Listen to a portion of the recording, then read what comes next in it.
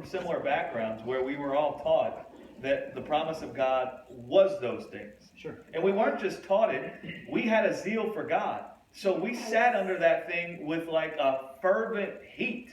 You know what I'm saying? Like when I was busy with the Word of Faith and I was busy with, the beginning grace people I got into, man, I wholeheartedly sought after that thing for years and years and years and years. And so it's been ingrained into us that is the promise of God. Mm-hmm.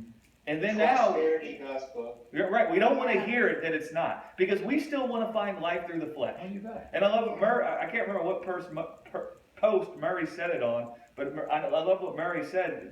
And this is a painful reality for a lot of people. The reality is, the gospel isn't good news to a lot of people. Because they want the gospel to be about how they're going to attain to the American dream in this world. Yes. They want the gospel to be about how God's going to give them everything their flesh wants. Right? And the gospel is about how we've been crucified to the life we can have in this world. The gospel is about our freedom from the life we can have in this world. Not about how He's going to come and give us life through the life that's in the world. It's about our freedom from the life that's in the world. Because if your life is subject to what goes on in this world, you can't experience real life. And you won't. You'll be laboring and toiling and striving, constantly judging yourself. I mean, when I was busy with we'll call it the prosperity gospel, but even in grace and the word of faith, you had all these promises, quote unquote, that God gave you. Right. You know what those promises equate to? You judging your life for all your days by those things and whether or not you got it.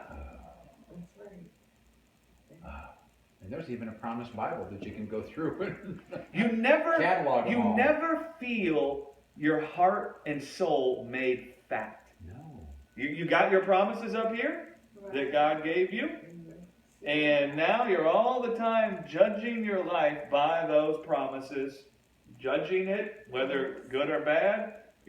What they're innately going to do also is judge God as good or bad, good or bad. And then we set those things up and we don't realize that it's idolatry. We don't realize it's no different than the 10 Commandments. We don't realize it's no different than living by the law of Moses, where we're now going to have promises that are after the flesh, and we're now going to put those promises up there, and we're going to judge our life in this world by those promises, and those promises will either declare us righteous or unrighteous.